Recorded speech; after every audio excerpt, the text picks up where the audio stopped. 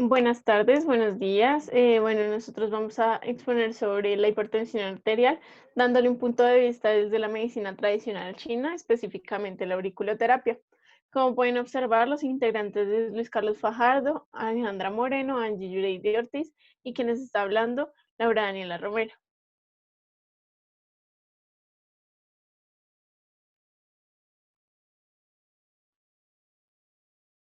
Bueno, para dar una breve introducción, entonces debemos tener en cuenta que la hipertensión arterial se origina como un resultado de disturbios en los mecanismos que regulan y mantienen la tensión arterial y es la más común de las condiciones que afectan a los individuos y a las poblaciones y por lo tanto es uno de los principales focos de la salud pública. Actualmente, según la OMS, las enfermedades cardiovasculares y dentro de ellas, pues la hipertensión arterial deben ser considerados como un problema prioritario en salud, más específicamente en América, con enormes repercusiones sociales y económicas, dado que es una enfermedad bastante costosa de tratar. Debemos tener en cuenta que también tenemos una medicina bioenergética y tradicional que nos va a proporcionar una alternativa de tratamiento con una gran ventaja y potencial que es disminuir o evitar los efectos adversos de la síntesis química en el plano médico y económico. La auriculoterapia, dentro de haciendo parte de estas medicinas tradicionales, es un microsistema auricular que está basada en la existencia de zonas reflejas localizadas en el pabellón auricular, pero pues de esto hablaremos más adelante.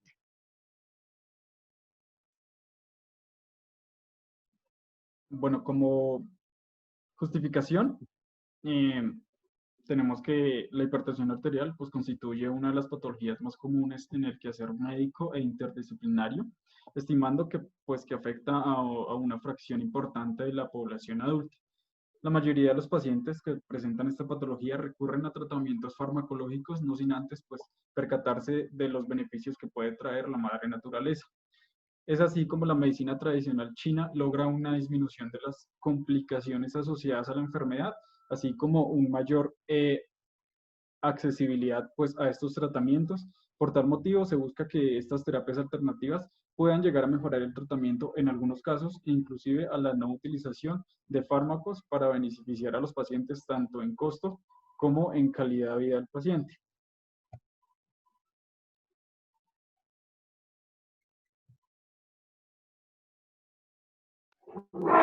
Bueno, como objetivos, entonces como objective, general objective is to expose to the students of the 8th semester of the Manuel Beltrán University the pathophysiology and other components of arterial hypertension see from the western and eastern sides to different the management of this pathology see in the two sites mentioned above through a bibliographic search. And specific objectives is three. First is explain and compare the pathophysiology of arterial hypertension observed in the West and is identify the difference in these two files. Second is mention and describe the natural and social history and arterial hypertension and disease, and also disclose the origin, concept, indication, among other components of auriculotherapy relating this pathology to an alternative therapy. And third is relapsed auriculotherapy with arterial hypertension based on an treatment, taking into account the points to treat this pathology.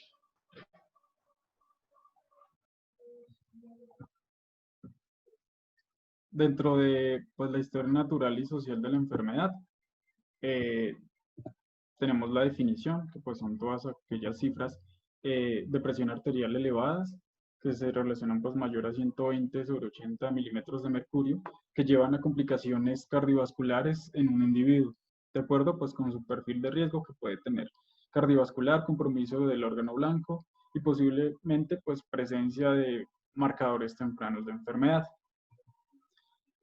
Dentro de la clasificación de la hipertensión arterial tenemos varias categorías, que es la normal, elevada, presión arterial alta, nivel 1, nivel 2 y crisis de hipertensión. Dentro de la normal tenemos sistólica menos de 120 y diastólica menos de 80.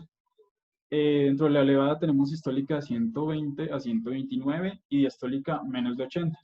Presión arterial alta nivel 1, sistólica de 130 a 139 o diastólica de 80 a 89. Presión arterial alta nivel 2, sistólica de 140 o más alta o diastólica de 90 o más alta. Y crisis de hipertensión sistólica más alta de 180 y o diastólica más alta de 120. Dentro del periodo prepatogénico tenemos el agente que son ciertas pues afecciones crónicas como los antecedentes familiares, consumir tabaco, demasiada ingesta de sodio, muy poca ingesta de potasio, consumir demasiado alcohol y también el estrés. Dentro de este periodo prepatogénico también tenemos el huésped, que es la edad, la raza, tener sobrepeso u obesidad y no hacer ejercicio o actividad física. Y el medio ambiente tenemos factores socioeconómicos y ambientes de estrés. Bueno, aquí como prevención primaria tenemos promoción de la salud y protección específica, entonces vemos que en la promoción de la salud, pues como primera instancia vemos la prevención de adicciones, pues en este caso hablamos del consumo de tabaco o de alcohol, pues que estos se ven directamente relacionados pues con el aumento de la presión arterial. La alimentación sana, entonces pues aquí nos basamos en una dieta que está establecida, que es la dieta DASH, que significa Dietary Approach to Stop Hypertension, que en español pues significa enfoques alimentarios para detener la hipertensión. Entonces aquí lo que nos van a dar pues es como esos parámetros de la alimentación o la dieta que debería tener un paciente cuando pues que presenta esta patología y pues así digamos qué cantidad de azúcar debe manejar, de sodio y pues de proteína y entre otros.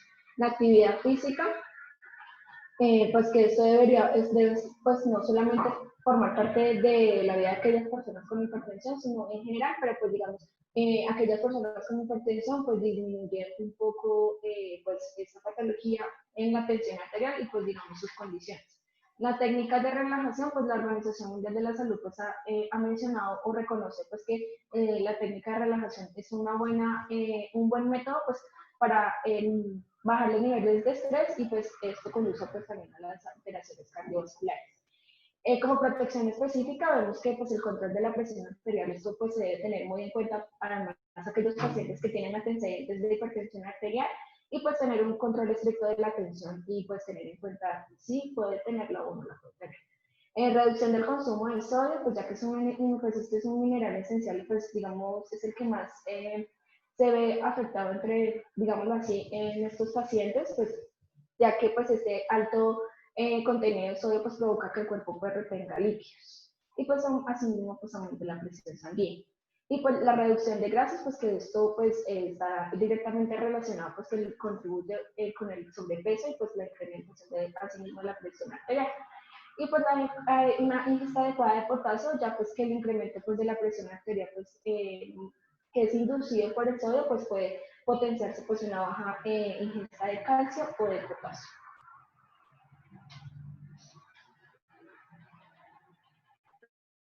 Aquí vamos a explicar entonces la fisiopatología de hipertensión arterial.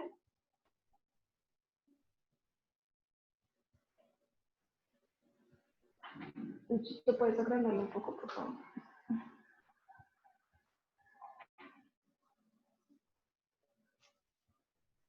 Bueno, entonces la fisiopatología de la hipertensión arterial, después la presión arterial se produce por el mantenimiento de la circulación de la sangre, pues que esta provee que el corazón provee la sangre o transcluya esa sangre a todos los tejidos pues, vasculares y pues está influenciada por los hemodinámicos básicos. Aquí vemos que está, pues, hay unos determinantes directos y indirectos, entonces los determinantes directos tenemos en cuenta que es el gasto cardíaco y la resistencia vascular periférica, y pues los determinantes indirectos ya vamos a tener ahí involucrada la actividad del sistema nervioso central y autónomo, el sistema renina angiotensina aldosterona, el volumen de líquido extracelular y el manejo pues del sodio.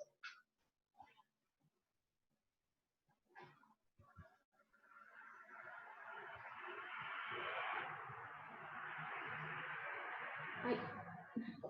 Entonces aquí vamos a ver que pues el hallazgo hemodinámico pues típico pues en la hipertensión pues es establecida en una resistencia periférica elevada en el incremento pues del volumen fluido, pues en este caso pues la precarga, o en pues en el aumento de la contractilidad debido pues a una estimulación nitrógena del corazón por aumento del tono simpático o pues disminución del pues, así mismo el parasimpático. El alto consumo pues, de sodio, como ya se los hemos mencionado, pues en lo que hemos venido hablando, y el consumo mínimo pues, de potasio, pues que genera que haya pues, un aumento de potasio pues, en el espacio vascular.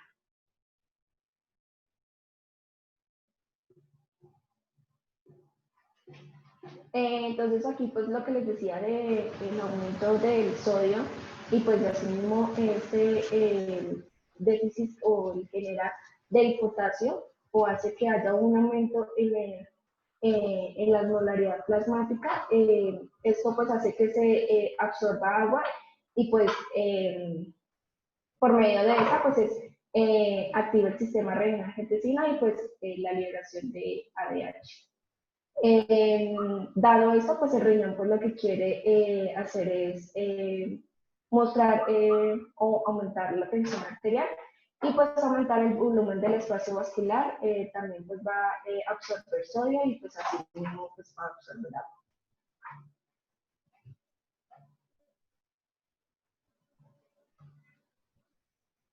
Aquí lo que les hablaba pues del aumento del sodio, pues que se hace que se genere un efecto, el cual pues el aumento de la osmolaridad plasmática, entonces pues también aumenta directamente el agua en el espacio vascular. Esto pues, ¿puedes aumentarlo un poquito? Esto pues, digamos, tiene como dos mecanismos, se dividen en dos mecanismos. Entonces el primer mecanismo del que les voy a hablar es que entre el vaso hay más volumen. Ese pues aumento es el aumento del volumen sanguíneo, es el aumento de la volemia, aumento del volumen intravascular, mientras que mientras se dice que entre más volumen de sangre se tiene en el vaso, pues más retorno venoso pues hay. Se genera pues un efecto en el aumento de la frecuencia cardíaca, pues así mismo un aumento en el gasto cardíaco. Esto se dice que pues un aumento de la volemia, un aumento del gasto cardíaco y así mismo pues va a generar un aumento de la tensión arterial. El mecanismo. El segundo mecanismo entonces que incluye en el aumento de la tensión arterial, ya sea debido por el estrés. Esto se da pues por una respuesta simpática donde se tenga pues una mala regulación de las catecolaminas o una pues, respuesta exagerada de las catecolaminas o un estrés exacerbado que hace que las glándulas suprarrenales produzcan más catecolaminas. Pues esto lo que va a hacer es generar una vasoconstricción a nivel del lecho vascular y pues aumenta las resistencias vasculares periféricas. Estos dos sistemas tienen como una conexión, una relación directamente proporcional, que pues todo aquello que aumente la volemia, el gasto cardíaco, la resistencia vascular periférica, va a generar un aumento de la tensión arterial.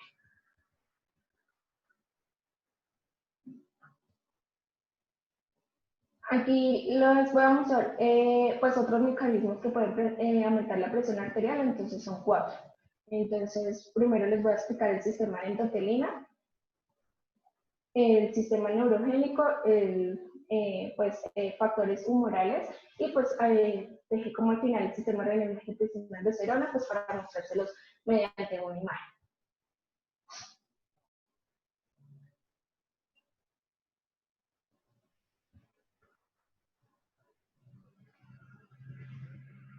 Entonces pues el sistema de endotelina, pues las endotelinas son potentes agentes precursores endógenos, pues que son secretadas por diferentes tejidos o células del organismo.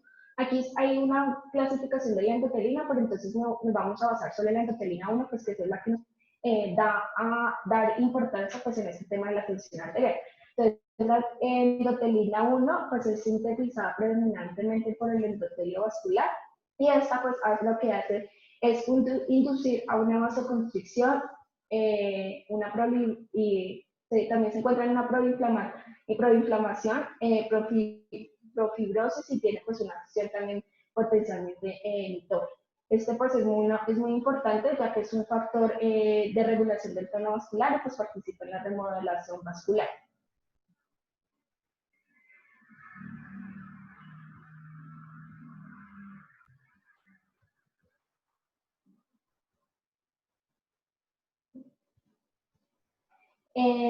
Estos pues son mediados a través de dos tipos de receptores que son la endotelina A y la endotelina B. Entonces en la endotelina A están localizados principalmente pues en el músculo liso vascular y pues son respectivamente responsables de inducir la proliferación celular y pues asimismo la vasoconstricción. La endotelina B pues están presentes en las células endoteliares y pues son mediadores de la relajación muscular por activación de la producción de óxido nítrico y prostaciclina. Además, pues intervienen en la depuración de endotelina 1.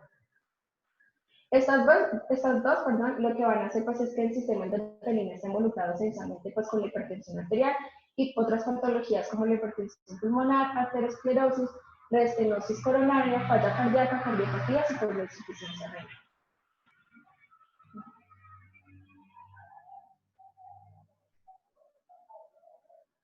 Aquí vamos a tener el sistema neurogénico, entonces el sistema nervioso pues autónomo pues juega, como les había mencionado ya más arriba, que es un rol importante pues en el control de la presión arterial, entonces pues produciéndose rápidos ajustes frente a una variedad de estímulos como los cambios de posición, la presión intratorácica y pues la temperatura.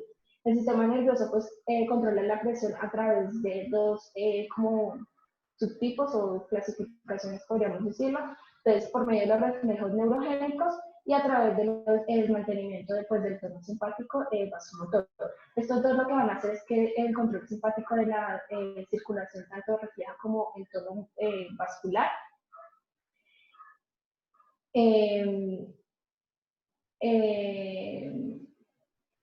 Lo que van a hacer pues es que el aumento del sistema noradrenérgico, neuroefector, los nervios producen y pues almacenan norepinefrina. Pues que esto es lo que van a hacer, pues son liberadas en las terminaciones nerviosas por los impulsos nerviosos. Y en la hipertensión arterial pues tienden a tener un incremento de los niveles circundantes de las catecolaminas. Y pues asimismo pues aumentando la carga simpática, los músculos, la frecuencia cardíaca y la elevación de la reactividad vascular y la norepinefrina, pues asimismo la presión arterial.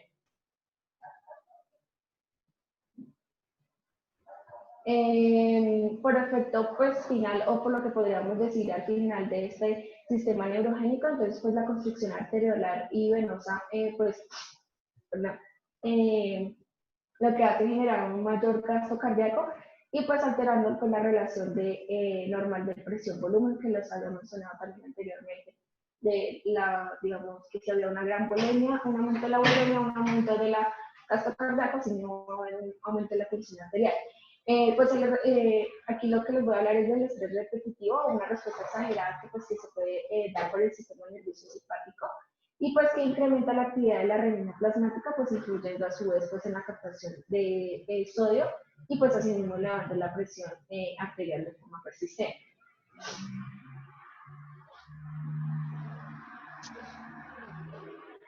Aquí los factores tumorales, entonces varias sustancias han demostrado pues, tener efecto vasoconstrictor y vasodilatador, entonces las catecolaminas, como se los he venido mencionando, las catecolaminas secundantes se encuentran en cantidades pues, a nivel del torrente sanguíneo, y pues la vasopresina pues es un péptido pequeño que después sintetiza en los núcleos suprapépticos.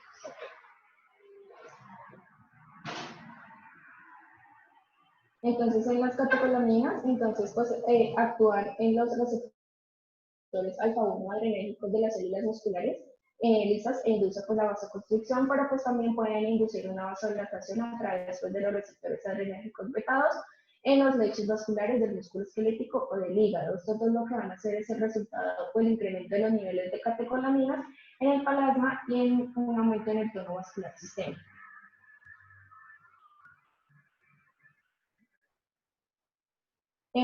Aquí en la vasopresina, entonces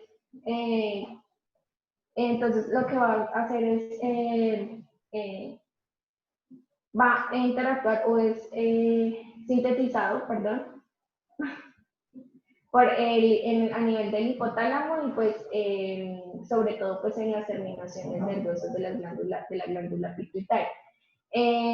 Su excreción se encuentra pues estimulada, su secreción se encuentra pues estimulada ante el aumento de la presión osmótica del plasma y por disminución pues del volumen del líquido extracelular. Esto tiene como un efecto pues antidiurético cuando es administrado, pues incrementa así mismo la presión arterial. Pues la vasopresina pues actúa como un modulador pues a través de los receptores del sistema nervioso central, lo que va a generar pues es un aumento de las catecolaminas así, y alterando pues así la sensibilidad varorrefleja y pues el flujo simpático. Ahora les voy a explicar el sistema renina-angiotensina-aldosterona por medio de la imagen.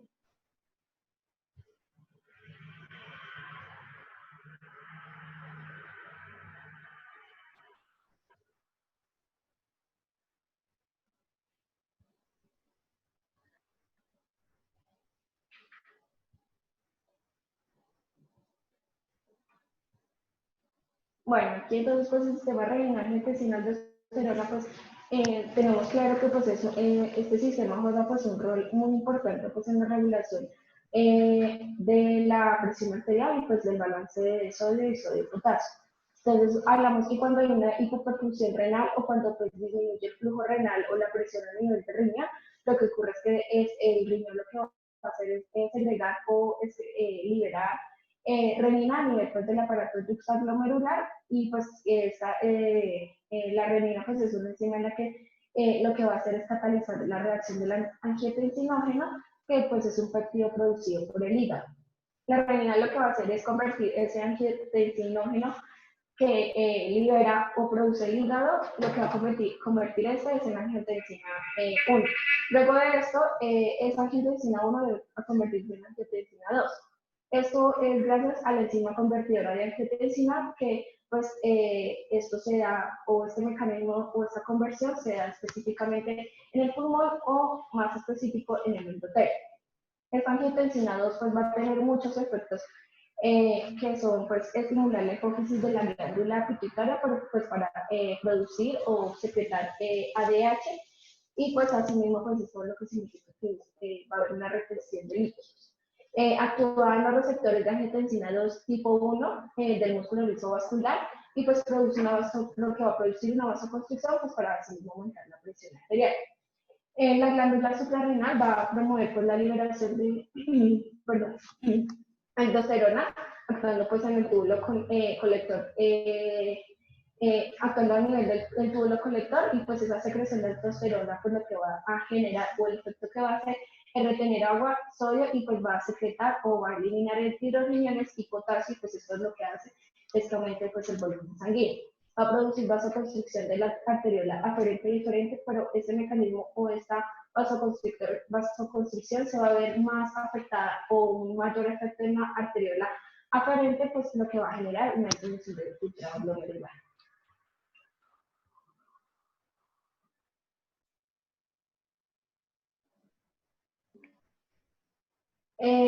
Como signos y síntomas, entonces vemos plasmamos como síntomas y signos específicos y específicos. Entonces vemos que los signos específicos tenemos cefalea, mareos, vómitos, visión borrosa, epistaxis, diaforesis. Y en los específicos ya encontramos unos signos y síntomas como fosfenos, acufenos, tinnitus, parestesia, síndrome vascular espasmódico, cambios vasculares, aumento del gasto cardíaco y la resistencia periférica, que ya pues digamos tenemos en cuenta porque es el aumento de estos, y pues cambios en el riñón, cerebro y pues en la retina, que pues ya en las complicaciones les mencionaremos. Bueno, en cuanto a las complicaciones, se da por un exceso de presión sobre las paredes arteriales que provoca como tal la presión arterial. Y esto puede dañar vasos sanguíneos y órganos. Entonces, mientras la presión arterial esté alta, más daño puede provocar. Entonces, por ende, se van a dar unas complicaciones que son el ACV, que el ACV es la presión arterial alta, y puede producir un grosor de las arterias, que esto pues sería como tal la arteriosclerosis. también puede provocar un aneurisma, que es el aumento de la presión y que puede causar debilitamiento de los vasos sanguíneos y la aparición de eh, protuberancias y la formación de aneurisma. También se da la insuficiencia cardíaca, que es la que se produce para, o sea, ya no se da para bombear la sangre y por ende los vasos sanguíneos van a aumentar con su tamaño y el corazón debería realizar, por ende, mayor esfuerzo. También tenemos la neuropatía óptica, que la neuropatía óptica se da por si los vasos sanguíneos, em, si los vasos sanguíneos centrales, la visión lateral o de ambas se ve afectada o se da una disminución o una interrupción del flujo sanguíneo y como tal al nervio óptico del ojo. Y también se va a dar insuficiencia renal, que esto lo que provoca es que los vasos sanguíneos de los riñones se dañan y es posible que deje de eliminar los desechos y los excesos de líquidos del cuerpo. También se da el síndrome metabólico, que es un trastorno metabólico corporal que incluye la disminución tanto de la circunferencia de la cintura como los triglicéridos y el colesterol. También se da la retinopatía hipertensiva, que esto es el daño de los vasos retinianos causados por la hipertensión. Y también se va a dar problemas con la alteración de la memoria y el entendimiento, que esto se da por lo que la presión arterial no tiene como tal un control y también puede afectar la capacidad para que la persona pueda pensar, recordar y aprender. También se va a ver como tal una de las complicaciones es la demencia, que por ende pues las arterias se estrechan o están bloqueadas y pueden limitar el flujo de sangre hacia el cerebro, lo que puede ocasionar un tipo de demencia que sería la demencia vascular. En cuanto a la prevención secundaria, tenemos criterios diagnósticos que son los que es debido a que la presión arterial suele variar con el diagnóstico de la presión arterial alta. También se basa en el promedio de 2 o más lecturas que se toman en ocasiones para separar de manera consistente. Y también, por lo general, la primera vez de la presión arterial se debe medir en ambos brazos y determinar si hay alguna diferencia.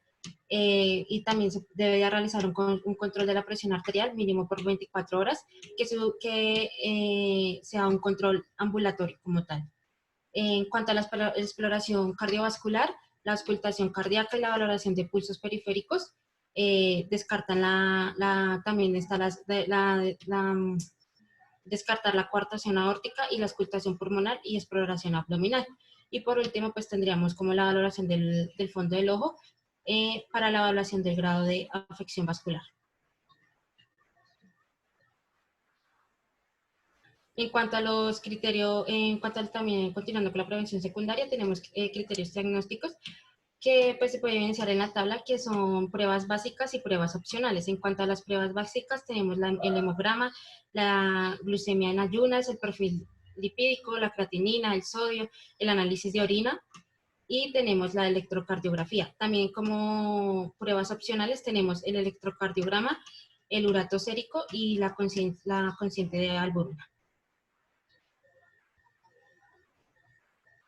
En cuanto al algoritmo de diagnóstico, tenemos que la medición de la presión arterial es una consulta externa.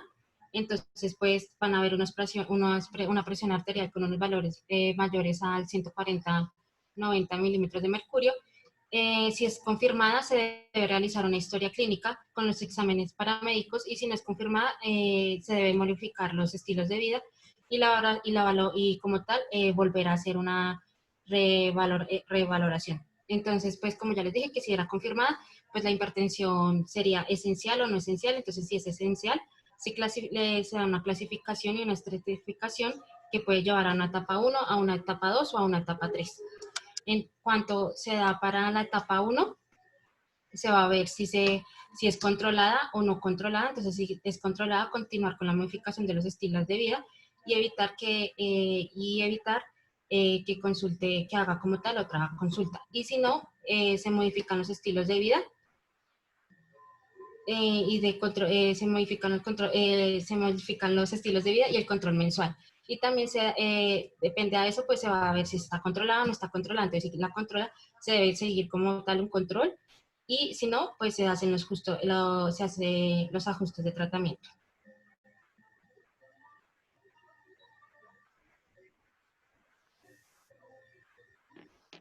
Bueno, dentro de la misma prevención secundaria, entonces vamos a ver que hay un tratamiento oportuno. Dentro de las clases de fármacos, vamos a ver los diuréticos tiacídicos o tiacídicos. Vamos a encontrar la clortadiona, la hidroclorotiazida, el lindapamina y la metolazona. En cuanto a la clortalidona,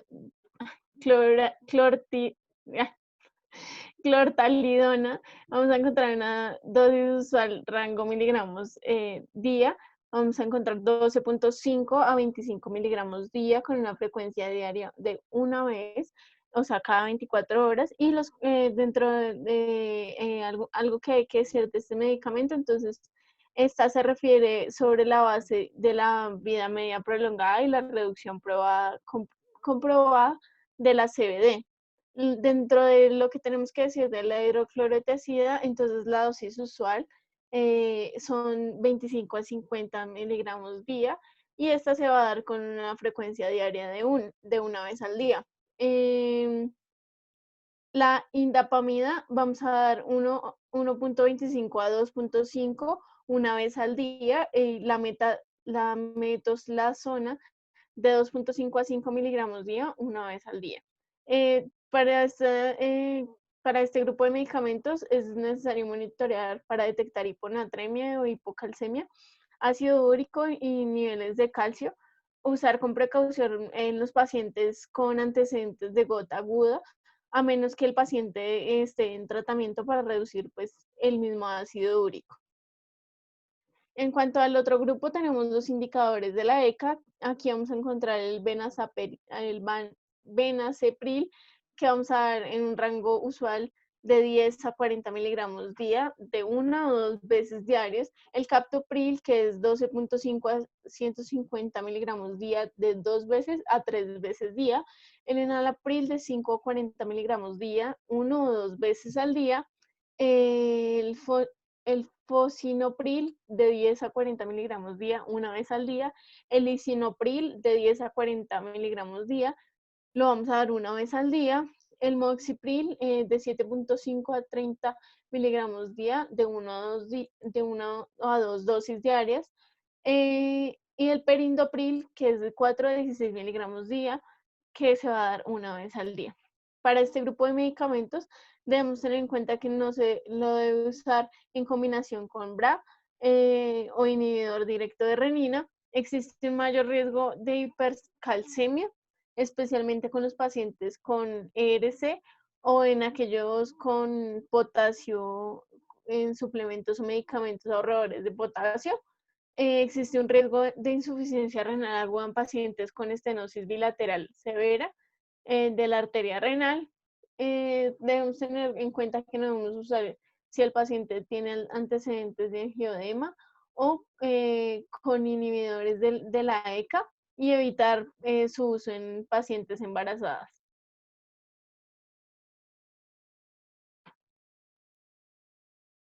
Bueno, vamos a continuar con los grupos de medicamentos. Entonces vamos a encontrar los BRA.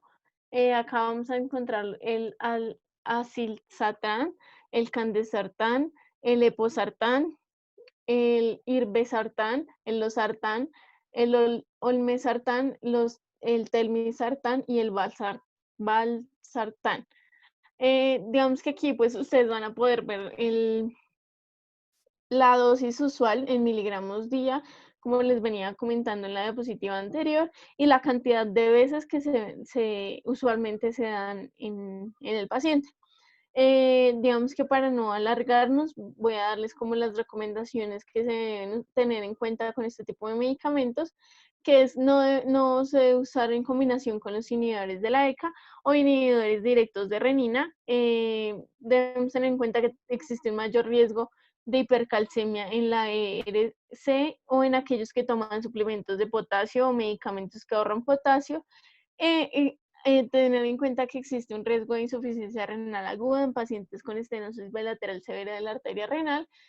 No se debe usar si el paciente tiene antecedentes de angioedema con VRA. Los pacientes con antecedentes de angioedema con un inhibidor de la ECA pueden recibir un ARB a partir de las 6 semanas de suspender el inhibidor de la ECA. Y pues también se debe evitar en pacientes embarazadas. Seguimos con los CCB o dihidropiridinas. Aquí vamos a encontrar el amlodipino, el fenilodipina, el isardipina, el nicardipina SR, la nifedipina LA y el nocibipina. Como les decía, miligramos día y la cantidad de veces día que usualmente se dosifica este medicamento. Entre las recomendaciones encontramos que evitar su uso en pacientes con IC y EF. Se puede usar amlodipino y fenolidipino si es necesario. Están asociados con el edema pedal, de pedal relacionado con la dosis, que es más común en mujeres que en hombres. Luego seguimos con los CCB no hidridoripinas. Aquí tenemos el diltiazem, el verapamil IR, el verapamil SR y el retraso del verapamil o inicio de R. Acá se debe tener en cuenta que se debe evitar el uso rutinario de las beta-bloqueantes debido al mayor riesgo de bradicardia y bloqueo cardíaco. No usar en pacientes con ICIF. Hay interacciones farmacológicas con deltiazepam y el verapamilo, dado que estos contienen CYP3, que es el sustrato principal e inhibidor moderato.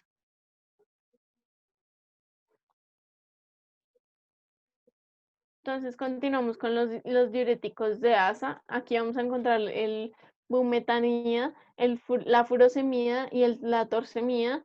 Estos son diuréticos preferidos en pacientes con insuficiencia cardíaca sintomática. Se prefieren las tiazidas en pacientes con ER moderada o severa. Los diuréticos ahorradores de potasio, como lo es la amiodarona y el tiarteno, son agentes de monoterapia y agentes antihipertensivos mínimamente efectivos. La terapia combinada de diuréticos ahorradores de potasio con una tiazida puede considerarse en pacientes con hipocalcemia. No monoterapia con tiazida y evitar con pacientes con ERS significativo. Digamos, aquí con pacientes con una tasa de filtración glomerular menor a 45 mililitros minuto. Seguimos con los diuréticos antagonistas de la aldosterona. Entonces acá encontramos la eplerenona y la espironolactona. Estos son agentes preferidos en el aldosteronismo primario y la hipertensión resistente. La espironolactona se asocia con el mayor riesgo de ginecomastia e impotencia en comparación con la epiridona. Esta es en una terapia complementaria común en la hipertensión resistente. Se debe evitar el uso con potasio, con suplementos de potasio, otros diuréticos ahorradores de potasio o difusión renal significativa. Los beta bloqueadores cardioselectivos, aquí tenemos el atenolol, el bextaxolol, el bisoprolol y el tartato de metoprolol. Y también tenemos el succinato de metoprolol. Los beta bloqueadores no se recomiendan con agentes de primera línea, a menos que el paciente tenga HO o HF. Esto se pretende en pacientes con enfermedades troncoespasmódicas de vía aérea que requieren un beta bloqueante. Se prefiere el bisoprolol y el succinato de metoprolol en pacientes con insuficiencia cardíaca, y se debe evitar el cese abrupto.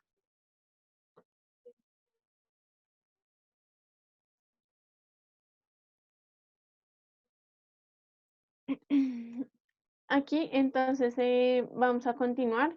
Los beta bloqueadores cardioselectivos y vasodilatadores, como el nebilolol, este induce la vasodilatación inducida por óxido nítrico y se debe evitar el cese abrupto. Los beta bloqueantes no cardioselectivos se deben evitar en pacientes con enfermedad eh, reactiva de vías respiratorias y evitar el cese abrupto. Los beta bloqueantes intrínsecos, actividad psicomimética, generalmente evitar especialmente en pacientes con IDH o HF, evitar el cese abrupto. Los beta bloqueantes receptores alfa y beta combinados, como el carvedilol, el fosfato de carvedilol y el labetalol,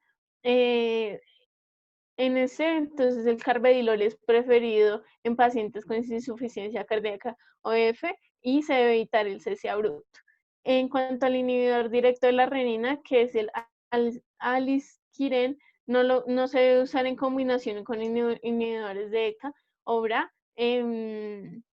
Existe un mayor riesgo de hipercalcemia en la ERS o en aquellos que toman suplementos de potasio o medicamentos que ahorran potasio. Se debe evitar en el embarazo.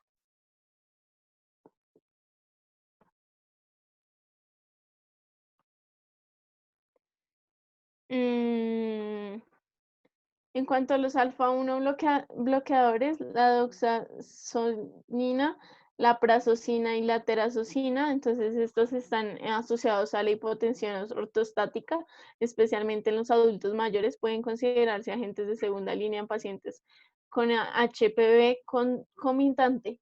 El alfa central agonista y otras drogas de acción central, donde tenemos la clonidina oral, el parchexiodina, del clonidina, meodipina, el guanfacina. Estos generalmente están reservados como la última línea debido a los efectos adversos significativos en el sistema nervioso central. Se debe evitar la interrupción brusca de la cidonina y que puede provocar crisis hipertensivas. La cidonina debe reducirse para evitar la hipertensión de rebote. El vasodilatador directo, como la hidralicina y el minoxidil, estos están asociados con la retención de sodio y agua y taquicardia refleja, utilizar con un diurético y beta bloqueante. La hidralacina se asocia con un síndrome similar al lupus inducido por fármacos a dosis más altas.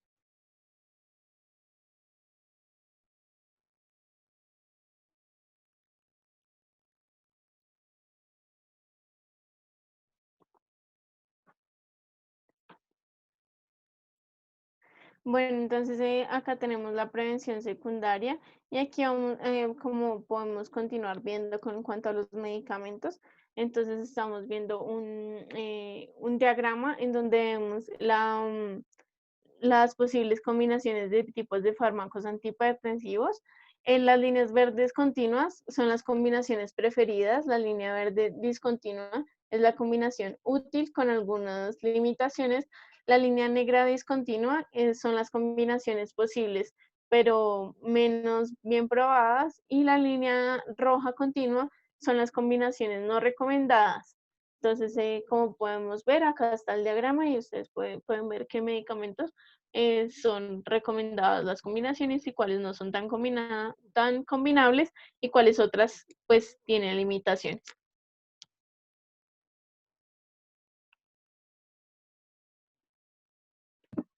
Bueno, encontramos dentro de la prevención terciaria la limitación del daño, que esto pues se orienta a que los pacientes tengan un mejor compromiso terapéutico y en general pues para sobrellevar esta patología en la vida, que se orienta pues a llevar pues medidas higiénico-dietéticas, orientar sobre signos y síntomas de alarma, control periódico de la tensión arterial, suministrar los medicamentos en las horas correctas y cumplimiento terapéutico, pues debido a esta patología que se pretende pues mitigar cualquier tipo de complicación.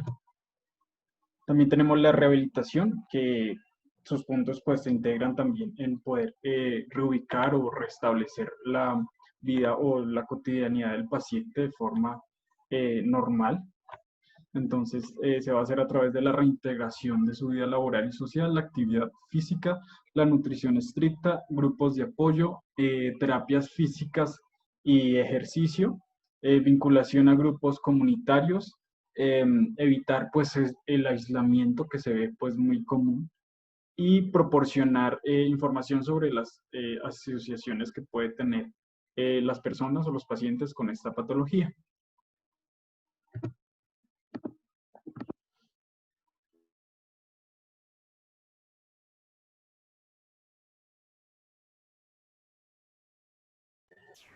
Bueno, en cuanto a la terapia que nosotros vamos a tratar es auriculoterapia. Entonces, como tal, la definición de la auriculoterapia proviene etimológicamente del griego terapia, que significa curar, y del latín auricula, que significa oreja. Y se presenta común en una rama de la acupuntura por ser practicada por medio de las agujas, y su origen como tal es la antigua China. También, según la medicina china, la oreja tiene como tal 220 puntos y está relacionado con los meridianos que serían los meridianos daño. Bueno, en cuanto a la historia, tenemos que la historia va como tal desde la antigua China, antigua Persia y desde los egipcios. En cuanto a los egipcios, Grecia y Roma, vamos a decir que pues como tal los médicos como Hipócrates y Galeno registraron que el uso de los aretes forman la estimulación para varios problemas, particularmente en el tratamiento de desórdenes sexuales y menstruales. En cuanto a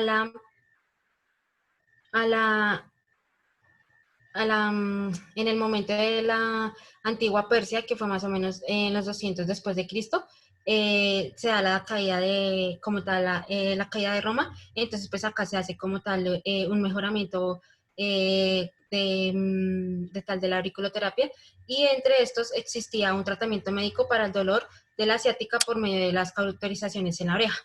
Entonces, como tal, la antigua China, en la antigua China eh,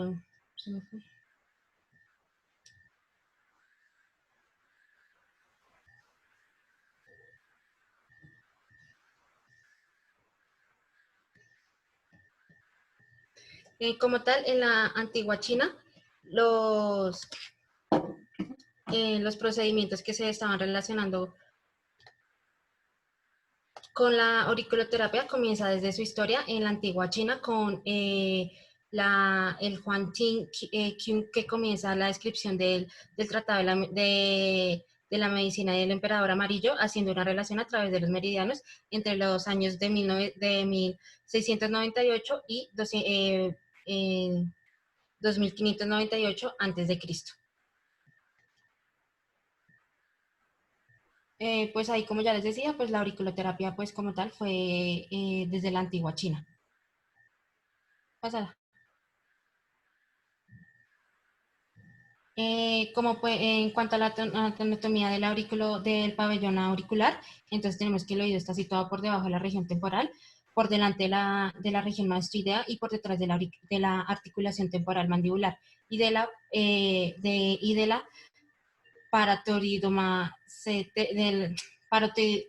parotidomacetérica, y por encima de la fosa retromaxilar y subauricular, y tiene una forma ovalada, siendo más ancha en su parte superior, y su eje mayor es vertical o ligeramente oblicuo debajo o hacia adelante. Entonces, como podemos ver en las imágenes, tenemos la raíz del del antihélix, tenemos el hélice, tenemos, tenemos también el vánculo, el antitrago, el lóbulo, la concha. Entonces, pues más adelante la vamos a explicar que en cada una de las partes que forma la oreja se va a ver como tal retratado como tal, digamos, las posiciones del cuerpo, porque como pues ustedes ven, tiene una forma de un feto. Entonces, pues como ya les decía, la columna vertebral y la región anterior, pues en la parte que está posicionado como tal, está la cintura pélvica, está también está la cintura pélvica, está también las nalgas, y en esa parte lo que van a estar situadas son en la región anterior del antihélix. Entonces vamos a tener la cintura, las nalgas, el abdomen, la columna vertebral, el tórax, los senos, la columna torácica, la columna cervical, la clavícula y como tal el cuello. En cuanto a la parte de los miembros inferiores y miembros superiores, en los miembros inferiores vamos a tener que están también ubicados en la fosa triangular, que en la fosa triangular vamos a tener el talón, los dedos del pie, el tobillo, la rodilla, la cadera y la rodilla número 2. Y también en la parte donde va a estar la concha superior vamos a tener el muslo. En cuanto al miembro superior vamos a tener, como ya les decía, en el antihélix vamos a tener el pulgar, y en la zona de la fosa escafoide vamos a tener los dedos de la mano, la muñeca, el antebrazo, el codo, el brazo, el hombro y el maestro del hombro.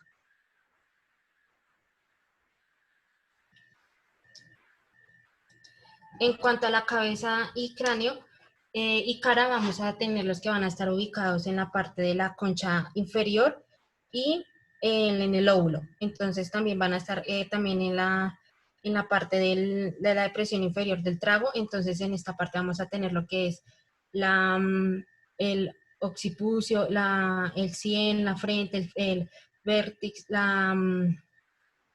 vamos a tener la mandíbula inferior, la mandíbula superior, la cara, y vamos a tener la lengua, que la lengua más que todo va a estar ubicado en la parte donde va a estar el lóbulo. Y también vamos a tener el paladar, y vamos a tener, pues como tal, esas son las partes que se van a ver, la cabeza, el cráneo y la cara.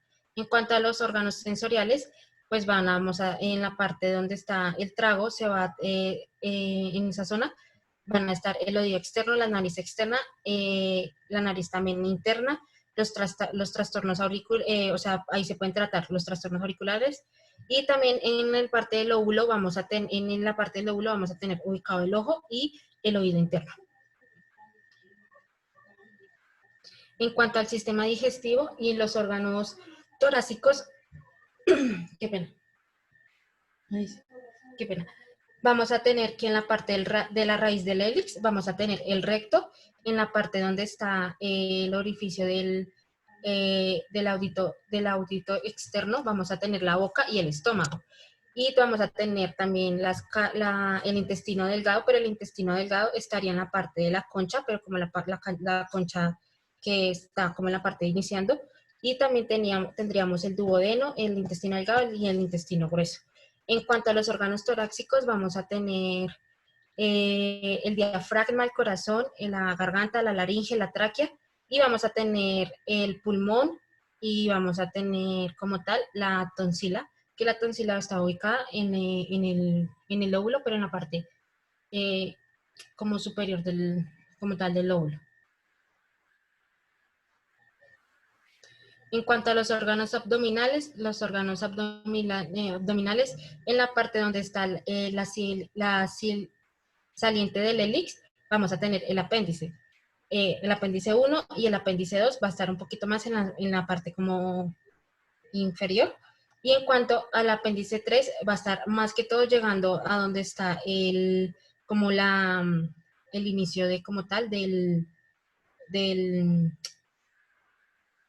canal del hélice. Y en cuanto a los órganos urogenitales, vamos a tener que el útero va a estar más que todo en la raíz inferior del antihélix, y los genitales externos van a estar situados más que todo en la raíz del hélix, pero más a la parte interna, o sea, como interna de la cara. Entonces vamos a tener los genitales externos y la uretra. Y los riñones, la uretra, la vejiga y la próstata van a estar ubicados como tal en la concha, como se puede verificar en la imagen. Y en el riñón 2 vamos a tenerlo ubicado como tal en la parte del lóbulo. En cuanto a las glándulas endocrinas y el sistema nervioso, en las glándulas, la glándula suprarrenal la vamos a tener que va a estar localizada en toda la parte de la depresión interior del trago, y la pituitaria anterior va a estar localizada más que todo en la concha de corte de en el corte de la concha. Y en el nervio ciático, en la glándula mamaria, van a estar más que todo ubicadas en el antihelix, que es la glándula mamaria y la glándula tiroides. Y en la parte del antitrago van a estar la glándula salivar, los ovarios o los testículos. Y el sistema nervioso, en la parte del hélix vamos a tener nervio occipital menor, y en la parte como tal de la raíz ¿qué? Del antitrago vamos a ver el cerebro y el tronco del encéfalo. Y en la parte de la raíz inferior del antitrago vamos a tener el nervio ciático.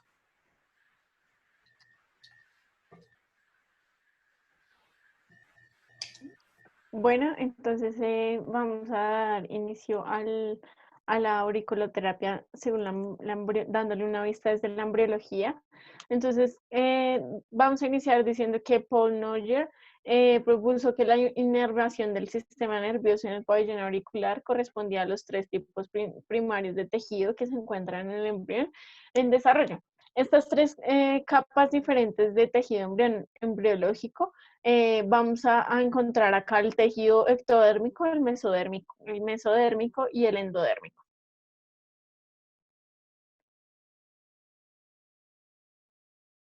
Listo.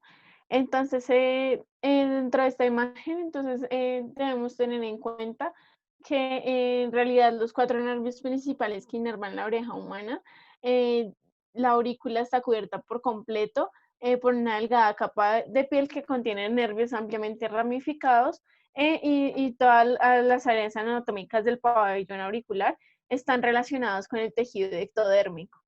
El nervio somático trigémino, el quinto par craneal, es parte del sistema nervioso y procesa las sensaciones de la cara y controla algunos movimientos faciales. La rama mandibular del nervio trigémino se distribuye a través del antihélix, las áreas circundantes del antitrago, la fosa escafoidea y la fosa triangular y el hélix. El nervio somático facial es el séptimo par craneal y es una división exclusivamente motora del sistema nervioso, ya que controla la mayoría de los movimientos faciales. Acá cabe mencionar que el nervio autonómico vago, el décimo par craneal, es una rama de la división parasimpática del sistema nervioso autónomo y procesa las sensaciones de los órganos viscerales e internas, y las fibras del nervio vago se distribuyen a través de la concha de la oreja y representan las neuronas asociadas con el tejido endodérmico.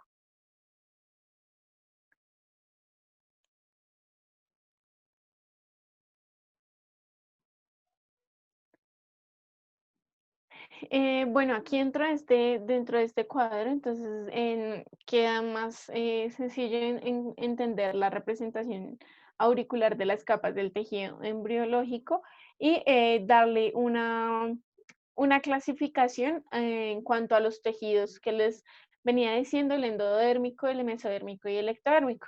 Entonces, como les decía anteriormente, en la imagen anterior, la capa interna, que es el tejido endodérmico, va a representar la víscera, el estómago, el intestino delgado, el intestino grueso, los pulmones, amígdalas, hígado, el páncreas, la vejiga, las glándulas tiroideas, las glándulas paratiroideas, la glándula del timo.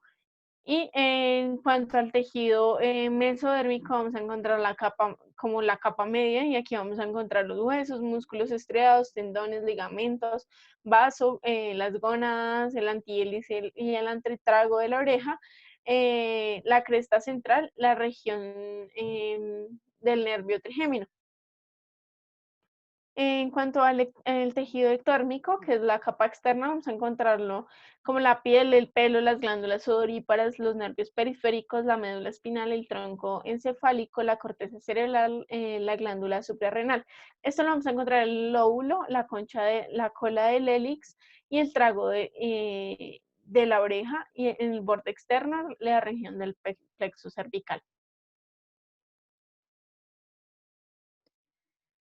En cuanto a las fases de la auriculomedicina de Noyer, entonces vamos a entender que es las fases de Noyer es la representación somatotópica del pabellón auricular. Paul Noyer presentó los mapas auriculares diferentes de la representación del feto intervenido que había sido descubierto originalmente. Entonces, acá se habla de la fase 1, la fase 2 y la fase 3.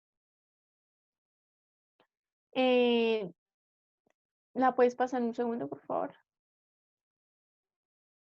Ok. Dentro de las fases, entonces cabe mencionar que la fase 1 es el modelo del feto intervenido y es utilizado para tratar la mayoría de las enfermedades médicas y es el que posee la mayor coincidencia con los puntos reflejos auriculares chinos. La fase 2 es el modelo del hombre del pie, se utiliza el modelo del hombre de pie y se utiliza para tratar enfermedades crónicas más difíciles que no han respondido satisfactoriamente al tratamiento por medio de los puntos de microsistema de la fase 1. Dentro de la fase 3, entonces encontramos que el modelo del hombre horizontal es el menos frecuente utilizado y puede ser muy efectivo para aliviar las condiciones inusuales y las reacciones idiosincráticas. Entonces, volviendo a la tabla, entonces vamos a encontrar los cambios en las fases de Noyer sobre el pabellón auricular, teniendo en cuenta que la fase 1 en cuanto al terreno, el territorio 1 en el área del antihélice, la fase 1 nos habla del mesodermo, la fase 2 del ectodermo y la fase 3 del endodermo. En cuanto al territorio 2, que sería la concha, la fase 1 el endodermo, la fase 2 el mesodermo y la fase 3 el ectodermo. En cuanto al territorio 3, el lóbulo y el trago, entonces la fase 1 ectodermo, fase 2 endodermo, fase 3 mesodermo. También encontramos que las fases van a tener un color dominante. Dentro de esto, la fase 1 va a tener el rojo, la fase 2 el verde y la fase 3 el azul. La profundidad del punto auricular, entonces vamos a encontrar que la fase 1 va a actuar con una capa profunda, la fase 2 con una capa superficial y la fase 3 con una fase intermedia.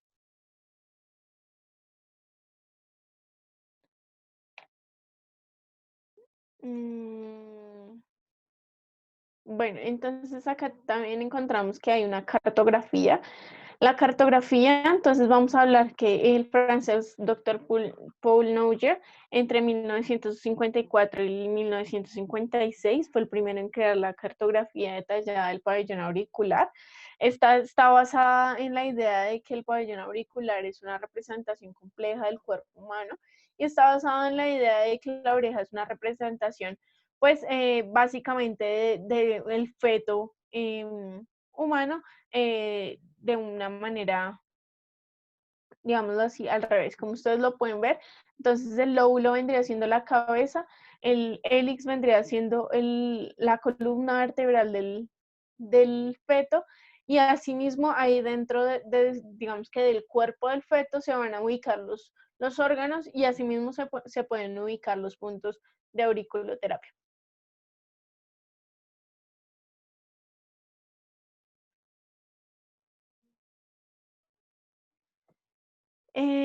La auriculoterapia y la auriculomedicina en el occidente.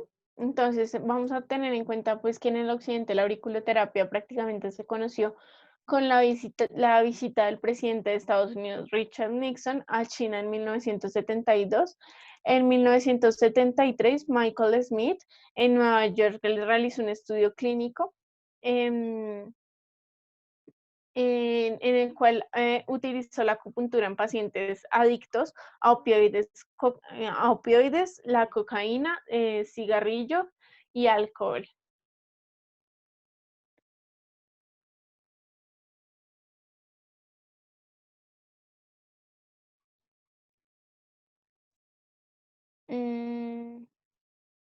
Bueno, en cuanto a aquí también tenemos en cuenta las zonas auriculares. Debemos tener en cuenta que la oreja está formada en la parte anterior por el hélix y el antihélix, la concha, el trago y la parte posterior de la oreja. Entonces, digamos que aquí se van a ubicar las zonas auriculares, como ustedes lo pueden ver, con determinadas puntos maestros, y estos puntos maestros pues nos van a determinar también las zonas reflejas o las zonas donde más se va a proyectar la energía en cuanto al trabajo de auriculoterapia.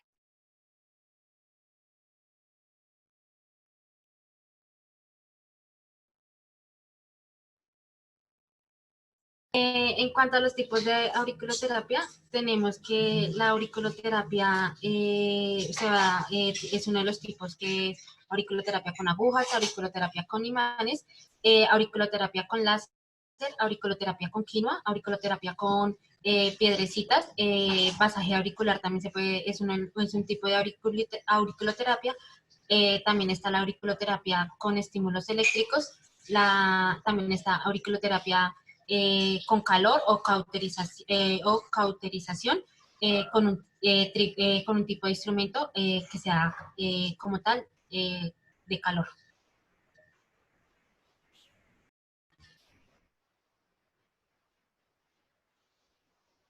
Déjala atrás, Luchito.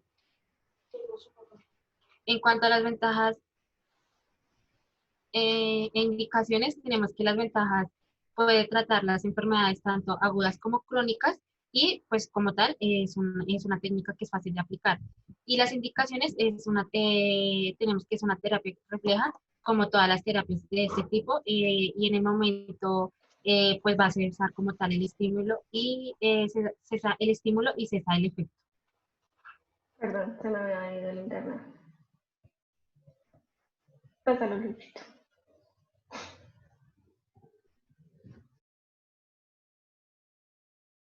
Luchito. A Luchito también, allá. Ya, bueno.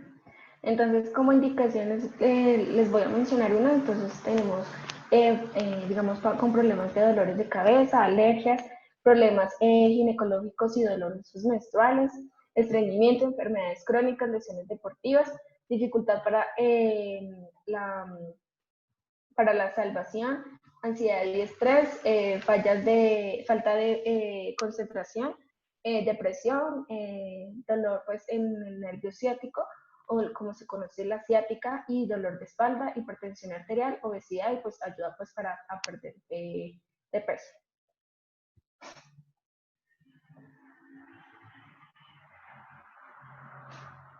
Aquí en las contraindicaciones vemos en mujeres embarazadas, pacientes que estén fatigados o pues digamos que tengan una ansiedad de un aumento de apetito, pacientes graves o casos serios de anemia. Pues en caso pues también hay que tener en cuenta pues la capacidad de la oreja pues para realizar pues esta terapia, pues entonces pues que no debemos mirar de que no esté inflamado, de que no esté saliendo ningún desecho purulento, o digamos en este caso digamos que no haya un aumento de cera, que no haya laceraciones o cicatrices o alguna lesión a nivel del oído o alguna alteración o enfermedad.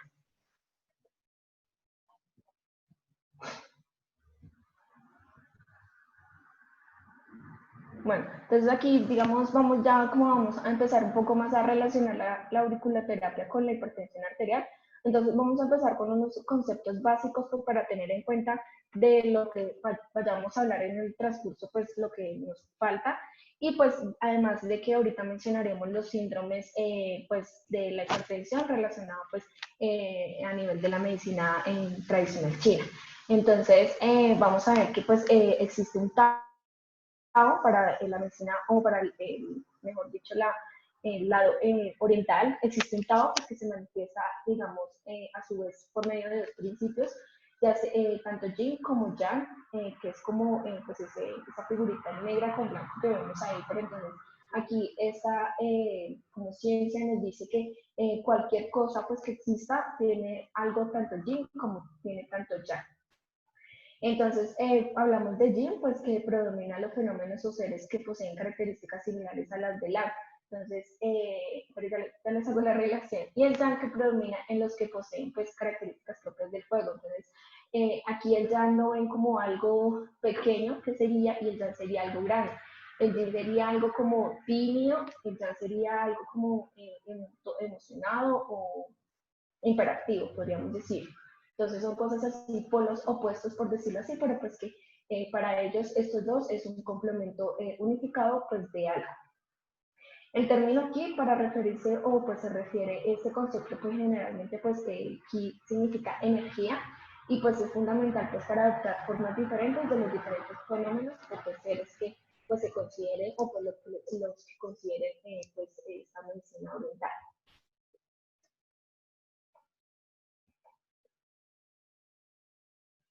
Aquí vamos a ver la valoración en cuanto a la medicina tradicional china en cuanto a pacientes hipertensos. Entonces vamos a ver que la medicina china al realizar la valoración tienen en cuenta ellos es la tez, la lengua, el pulso. Y pues aquí basados en esto pues puede identificar que los síndromes o el síndrome que podría estar presentando el paciente teniendo en cuenta pues la patología y pues los signos y síntomas pues que están cursando dependiendo pues ya dependiendo del síndrome, pues para clasificarlo de así mismo, pues de la hipertensión arterial. Entonces aquí vemos que en cara y o sea, en la tez vemos una tez y unos ojos rojizos, una lengua roja, un pulso fuerte.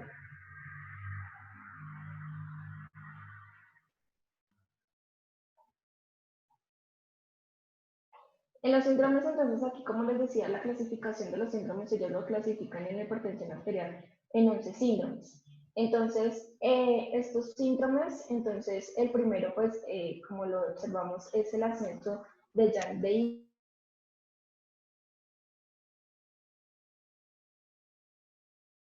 arterial, especialmente en la fase inicial, pues, de aquellos pacientes que hasta ahora están empezando con esta patología, y pues es frecuente o este síndrome se basa más en personas jóvenes.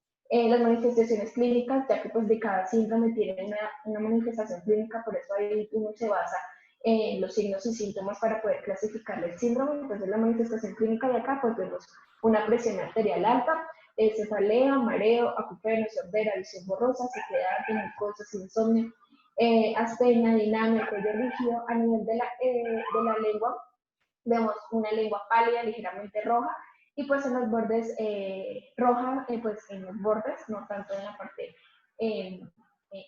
interna de la lengua, sino a los bordes. Ellos clasifican la lengua que en los bordes está el hígado y la vesícula biliar. Y el pulso pues es rápido.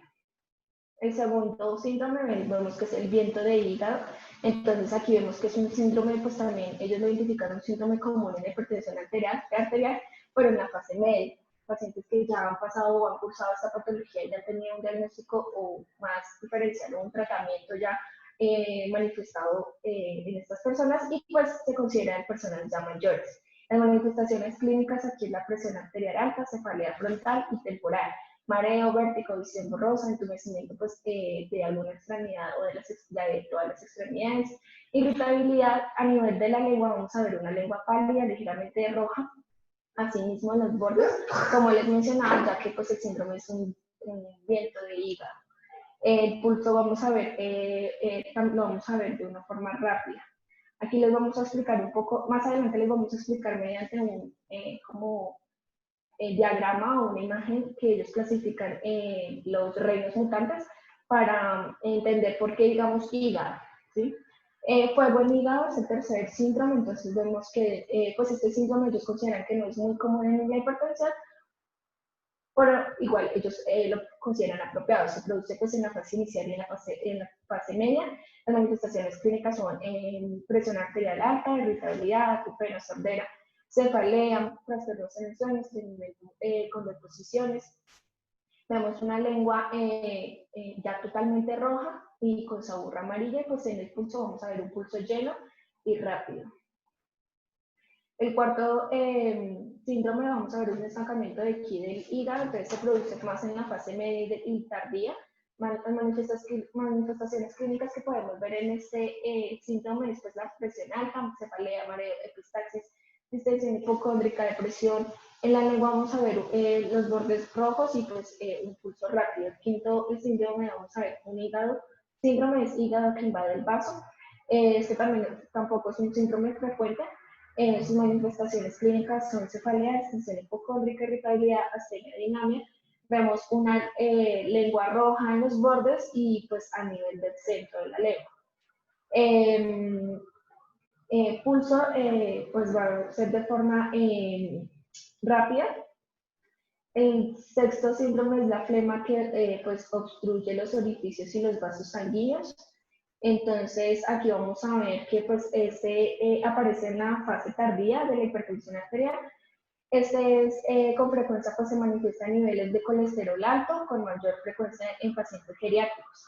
Manifestaciones clínicas, pues la presión alta, desorientación, cefalea occipital, colesterol alto, opresión en el pecho, obesidad. Luego vamos a ver una lengua hinchada, con sabor pegajosa y blanquecina amarillenta, y un pulso deslizante.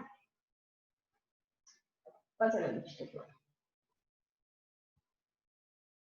El séptimo síndrome es estasis de sangre en los colaterales luo. Esta pues aparece en la fase media y tardía de la hipertensión. Con frecuencia pues se manifiesta en pacientes con edad media y edad adulta o avanzada mayor. Manifestaciones clínicas como cefalea, mareo, epistaxis, presión arterial alta, visión borrosa, pérdida de la memoria. Vamos a ver. ¿Qué pena? ¿Me escuchan bien?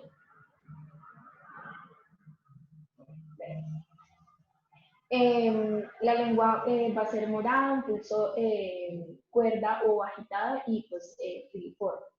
En el octavo síndrome vamos a ver una deficiencia de yin, de hígado y de riñón.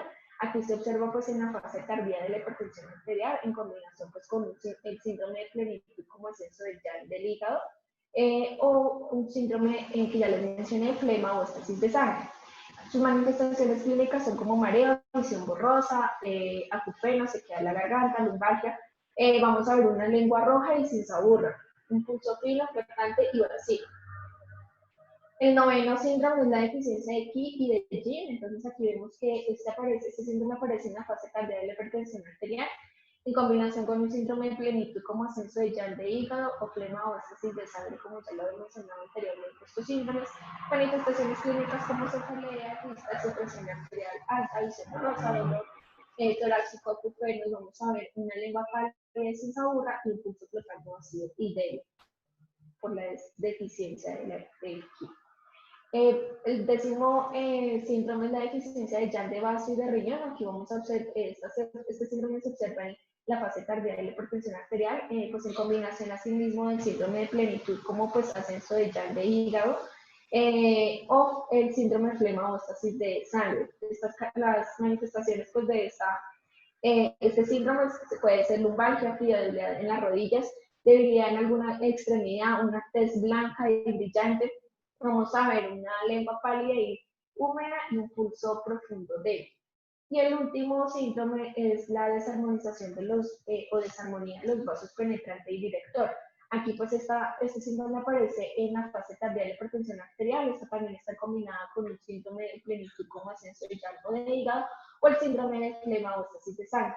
Este síndrome a su vez pues es más, ellos lo categorizan como más común en mujeres y pues especialmente en mujeres que están cursando la menopausia. Manifestaciones clínicas como cefalea, mareo, epistaxis, tensión arterial alta, visión borrosa, dolor torácico. Vamos a ver una lengua pálida, un pulso flotante y profundo, pues si existe una deficiencia de yang, de riñón, o un vacío si existe una deficiencia de Ki y de.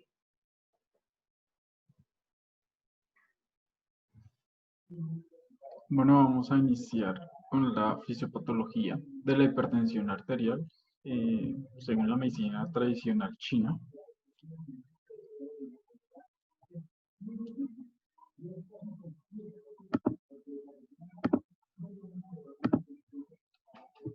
Bueno, dentro de la fisiopatología de la hipertensión arterial, según la medicina tradicional china, vamos a ver que esta va a testificar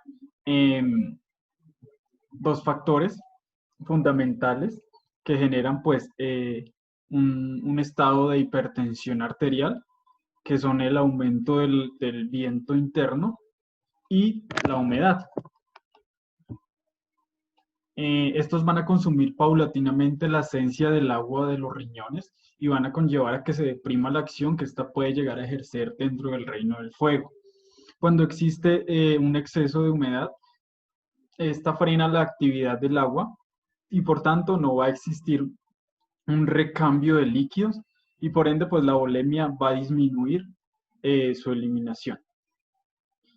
Esto va a conllevar a que el agua no nutra de forma adecuada el yin del hígado y por lo cual el viento se va como a expandir de una forma excesiva y va a terminar en fuego. Este último, en exceso, puede llegar a transmitir el viento a toda su economía, con lo que produce una aceleración en el movimiento de la sangre. Esto va a repercutir o van a aparecer a nivel cardíaco, va a haber un aumento de la presión pues, arterial y un mayor trabajo del corazón. Por tanto, pues su origen se va a constituir en el reino del agua, que va a ser pues específicamente en riñón, en el reino mutante de madera, específicamente en hígado, y en el reino mutante de tierra, específicamente en el órgano. Bueno, se van a encontrar también, pues por la afectación de estos reinos, algunos síndromes que intervienen dentro de la patología de la hipertensión arterial. Obviamente, destacar pues lo que ya había mencionado mi compañera previamente. Uno de estos síndromes es deficiencia de yin de hígado y riñón, deficiencia de vaso, flema, estasis de sangre y ascenso de yang de hígado o fuego. Esto se va estos síndromes pues se van a ver identificados a través de 3 fases, que la primera fase es fuego de hígado, la segunda fase es la deficiencia de yin de hígado y de riñón va a ser ascenso del yang del hígado y deficiencias de vaso y flema. Y la tercera fase es la estasis de sangre. Esto, a través de pues, estos síndromes y estas fases de detección, van a dar origen a una crisis tanto aguda como crónica. En cuanto a la crisis aguda de hipertensión arterial, lo clasifica la medicina tradicional china como correspondiente del viento interno. Esta va a provocar un escape de yang de hígado que va al corazón y el cual pues va a expandirse a todo el cerebro. Se puede prevenir, es decir, existe un método preventivo para esta detección y es a través del pulso principalmente y este va a estar tenso, amplio y superficial. Pasamos a la hipertensión crónica, que si no se detecta, es decir, si no hay un control previo de la crisis aguda, se va a llegar pues a la crónica, la cual va a producir una deficiencia global de yin, promoviendo pues un exceso de yang. Esta va a predominar pues el acúmulo de humedad y se va a manifestar a través del pulso. También va a ser débil, filiforme, resbaladizo. A su vez, pues va a generar otros causales, digamos, dentro de todos estos procesos fisiopatológicos y se va a dar la primera, pues lesión interna por enfermedad consuntiva, que pues en la vejez del cuerpo se va pues como se va determinando, digamos que su energía no es lo mismo, la energía del riñón se va a consumir y el yang del riñón se vuelve insuficiente. Esto va a causar unas alteraciones a nivel nutricional de todo su órgano. También va a conducir a una insuficiencia del yin del hígado e hiperactividad del yang del hígado. La exuberancia del yang se va a transformar en fuego y puede también generar un movimiento de fuego, de viento interno, perdón. Entonces, en la práctica, esta enfermedad hipertensiva es causada por un desajuste del equilibrio del yin y el yang, como había mencionado previamente, en efectos de cuerpo. El bajo efecto en múltiples factores, especialmente pues en el desequilibrio del yin y el yang en el hígado y en el riñón.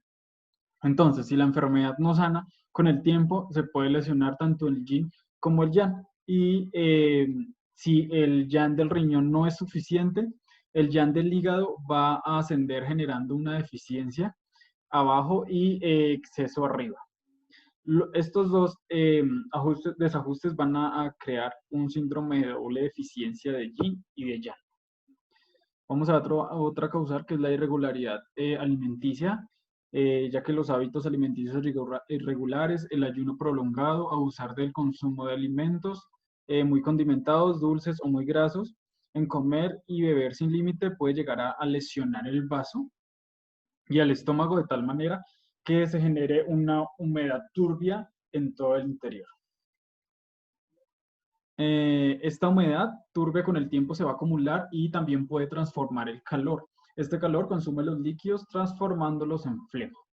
La flema y la turbiedad obstruyen y estancan a los canales colaterales, ascienden a orificios claros como la cabeza y puede también destruir el ascenso del puro y el descenso del tubo, desencadenando pues esta enfermedad. Y por último vamos a ver la lesión por alteraciones de las emociones. Esta excitación que se puede producir dentro del campo de las emociones por un periodo prolongado puede provocar pues que la energía del hígado se estanque. Este estancamiento tiende a ser crónico y se deposita pues mucho acúmulo de energía en el hígado y esta puede transformarse en fuego. De esta manera, consumir y lesionar el hígado, consumir y lesionar el yin del hígado, perdón. Si el yin del hígado no es suficiente, el yin no puede contener al yang. Entonces el yang del hígado se vuelve exuberante y puede ascender a la cabeza y a los ojos. Y con el tiempo también puede transformarse en viento del hígado.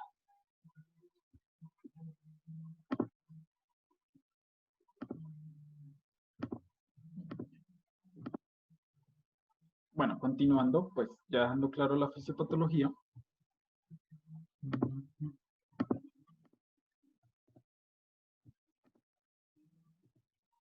Seguimos con los reinos mutantes y su clasificación. Como habíamos dicho previamente, los reinos que más se ven afectados dentro de la hipertensión arterial según la medicina china es el agua, la madera y la tierra. Esto se va a hacer muy simple debido a que pues generalmente es por viento interno, lo cual va a conectar los diferentes reinos y esto va a crear un escape del yang del hígado, lo cual va a conllevar al corazón y esto puede producir diferentes sintomatologías como la flema. Entonces, clasificándolos de manera específica, los acúfenos o el tinnitus va a estar en el reino del agua, que pues la conexión dentro del agua y la madera va a ser por la deficiencia del yin del hígado y del riñón. La madera va a conllevar a fosfenos, fuego va a tener cefalea, tierra va a haber una diferencia de vaso, también va a haber deficiencia, perdón, de vaso, emesis, y en metal vamos a tener epistaxis. Entonces, los reinos que son relacionados directamente es el agua, la madera y la tierra. Los secundarios, es decir, los que se pueden llegar también secundariamente a afectar es el fuego y el metal. Dentro de la relación de la hipertensión arterial junto con la auriculoterapia, esta pues está indicada para un tratamiento de hipertensión arterial y los dos puntos principales que hay que tratar es el Shenmen y el corazón. Este punto el Shenmen tiene la función de calmar el corazón y la mente. Generalmente se utiliza en el tratamiento de insomnio y algunos dolores. Esta estimulación que se realiza a través de ese punto va a producir un efecto de eliminar el calor y tiene una acción específica dentro de la hipertensión. El punto corazón gobierna la energía y la sangre y está indicada para pues, los diferentes tratamientos de enfermedades del sistema vascular, pero entonces va más enfocado obviamente a la hipertensión. Entonces, hay un neumólogo que se llama Sanders, Frank, que asoció el surco diagonal del lóbulo de la oreja con patología arterial coronaria. Este surco pues consiste en una hendidura diagonal que se inicia en un borde inferior del conducto auricular externo y se dirige a una angulación externa de 45 grados, perdón, de la angulación. Esta pues va hacia el borde del lóbulo del pabellón auricular. También hay bueno, también existe pues una zona reflejas del pabellón auricular con unas propiedades terapéuticas que pues generalmente van a estar estimuladas y pues van a provocar una reacción del sistema neurovegetativo sobre el órgano o la zona afectada. Esto pues va a ayudar a restablecer el equilibrio homeostático que ha sido pues dañado previamente. Dentro de estos materiales para pues la intervención de la auriculoterapia en el paciente vamos a encontrar pues específicamente algunas semillas o imanes, algodón, gasas, obviamente algún tipo de líquido con el cual pues podamos realizar la respectiva desinfección del punto en el cual vamos a tratar. Vamos a tener algunas pinzas, obviamente dentro de este kit viene digamos, dentro del tratamiento, van a haber cosas muy específicas.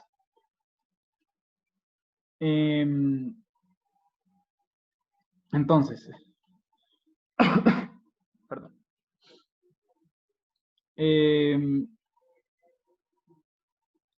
Digamos que en ciertas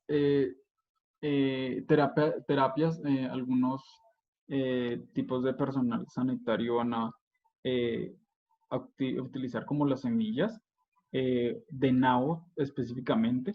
Esta semilla es dura, no se hincha con el contacto, pues con la humedad, y puede permanecer de, digamos, indicaciones terapéuticas, pero generalmente es de 2 a 3 semanas.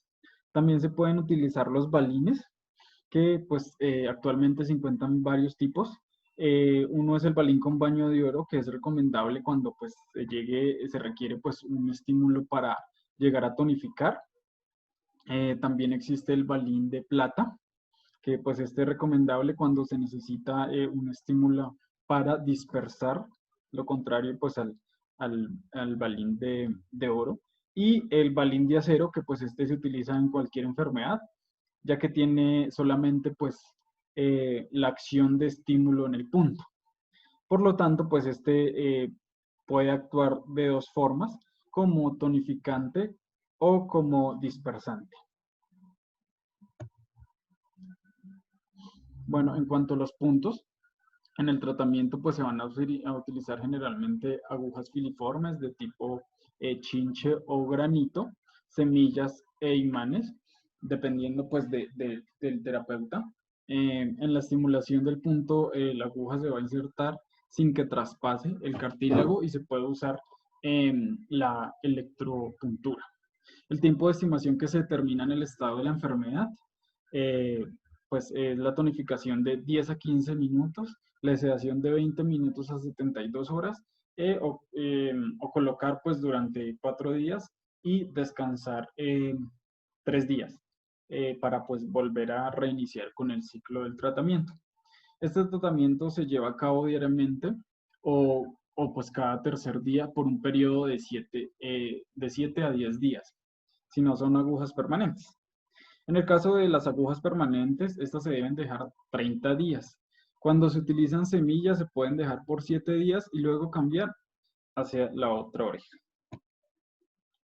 Entonces, el primer punto es el Shenmen auricular, que este es el punto pues donde vamos donde se bifurca las raíces superiores e inferiores. Entonces vemos muy específicamente a través de la imagen, señalándolo pues la flecha verde. Está, digamos, generalmente rodeado por digamos, por las patologías de la hepatitis y pues, el estreñimiento. Entonces no hay que confundir pues el punto, ya que se pueden llegar a pues, estimular zonas diferentes al punto deseado. Tenemos un punto hipotensor, que pues en la fosa triangular sobre el borde inferior de la raíz superior del antihélix, este tiene pues en su cruce con el borde interno del hélix. Entonces lo podemos ver específicamente en la imagen señalada con la flecha verde. También tenemos el punto 1 de hipertensión arterial, que es en la cara dorsomedial y en el surco transverso. Entonces lo vemos también general, bueno, no está muy cerca del Shenman, pero entonces existen otras patologías que pues están muy cerca del punto y pues la idea es tener muy preciso el lugar para realizar el estímulo apropiado.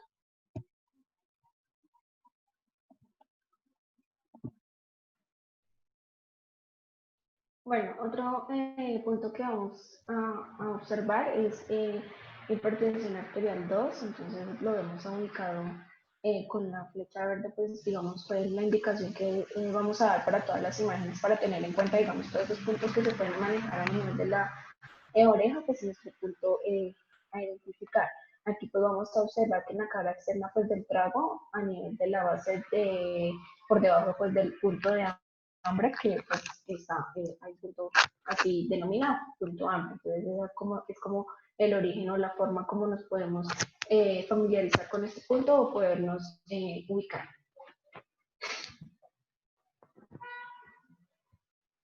Otro punto es hígado 1, entonces pues aquí en todo lo relacionado con lo que hemos visto, entonces aquí vemos que este está ubicado posterior a los puntos de estómago pues, del duodeno, entonces ahí lo vemos, digamos, entre estos otros dos puntos, pues para tener más detalladamente.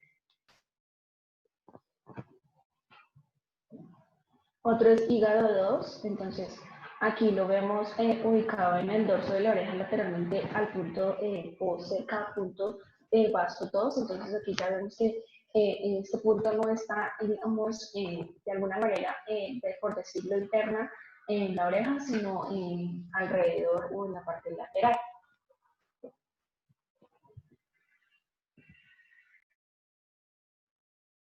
Bueno, entonces también vamos a encontrar el punto de riñón. Este punto de riñón se ubica en el borde inferior del antihélix o el antihélix o el antihélice directamente encima del punto del yeyuno e ilion. Aquí debemos tener precaución de situarlo correctamente, dado que está pues rodeado por varios puntos y pues podemos estar estimulando un área pues que no está siendo terapéutica ni beneficiosa para el paciente.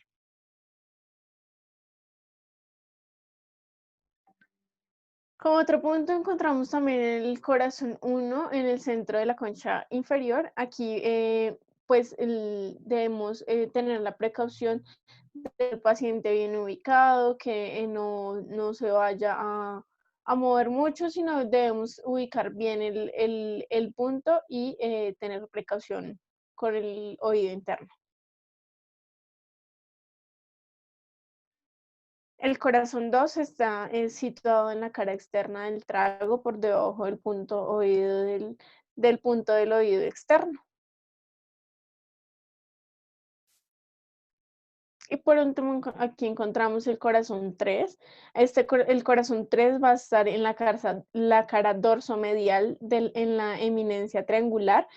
Como pueden observar, esta es la cara posterior de la oreja, inmediatamente posterior al hélix.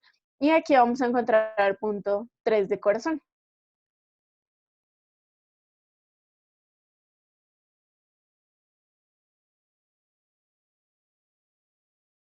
Bueno, entonces también vamos a hablar del punto simpático. Este punto simpático es la unión de la raíz inferior del antihélix y el borde interno del hélix. Vamos a identificar que en el oído externo, pues vamos a identificar una bifurcación entre el antihélix y el hélix. Justamente ahí, inmediatamente al borde interno del hélix, se va a situar el simpático, pues este punto para generar un efecto terapéutico en el paciente.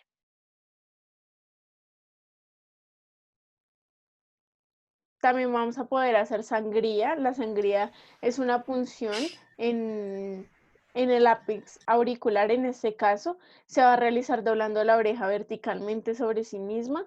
Y pues como lo evidenciamos, el sitio se encuentra en el punto más alto del pliegue que se forma. Esta sangría pues se hace con el fin de liberar energía y liberar, digamos que generar un efecto relajante en en el sistema circulatorio. También tenemos el dispersador y ascensor de la sangría y en el surco de hipotensor auricular, que este también se puede dispersar o hacer sangría en el surco hipotensor auricular, en la cara posterior del pabellón de la oreja y en el surco que se corresponde al antihélice como tal, en el surco superior. También es el punto de hipertensión, en la cual la porción medial de la fosa triangular, o sea, que estaría como ubicado cerca al borde al borde superior de esta. Entonces, como pueden ver, pues ya está señalado con la flechita verde.